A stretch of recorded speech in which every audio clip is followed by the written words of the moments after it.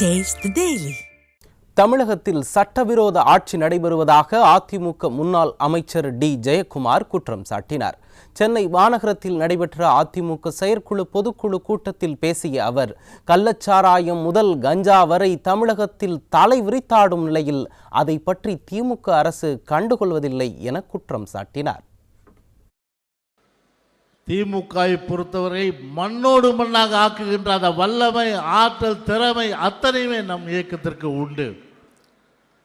அந்த வகை இன்றைக்கு தமிழ்நாட்டை பொறுத்தவரை ஒரு இருண்ட ஆட்சி, ஒரு சர்வாதிகார ஆட்சி, ஒரு ஜனநாயக விரோத ஆட்சி, மக்கள் விரோத ஆட்சி, எதோச்சதிகார ஆட்சி, எப்படியெல்லாம் வரலாறு ஒரு குடும்ப ஆட்சி எந்த அளவிற்கு அது அளித்தது என்பதையெல்லாம் நம்முடைய அருமை சகோதரர் சண்முகம் அவர்கள் இங்கே தெளிவாக சொன்னார்கள்.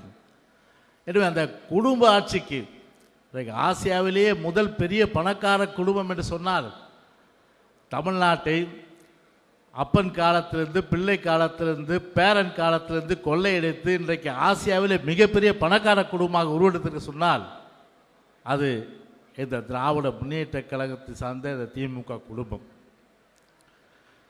இன்றைக்கு அந்த குடும்ப பிடியிலிருந்து தமிழ்நாட்டை விடுவித்து விவசாயிகளுக்கு நன்மை கிடைக்க வேண்டும், தொழிலாளர்களுக்கு நன்மை கிடைக்க வேண்டும், நெசவாளர்களுக்கு நன்மை கிடைக்க வேண்டும், மீனவர்களுக்கு நன்மை கிடைக்க வேண்டும், அப்படி எல்லா தரப்பட்ட மக்களுக்கு நன்மை கிடைக்க வேண்டும் என்று சொன்னால் அது ஒரே ஆட்சி, ஒன் அண்ட் ஒன்லி ஆட்சி என்று சொன்னால் அது அனைத்து இந்திய அண்ணா திராவிட முன்னேற்ற கழக அம்மாவுடைய ஆட்சி, அந்த எடப்பாடியோட தலைமையில் மலர்வதன் மூலம்தான் சட்ட ஒழுங்கு பாதுகாக்கின்ற நிலைமை இருக்கும்.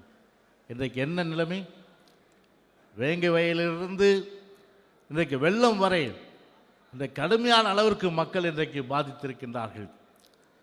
கள்ளச்சாராயம் முதல் கஞ்சா வரை இன்றைக்கு தமிழ்நாட்டில் இன்றைக்கு தலைவிரித்தாடுகின்றது.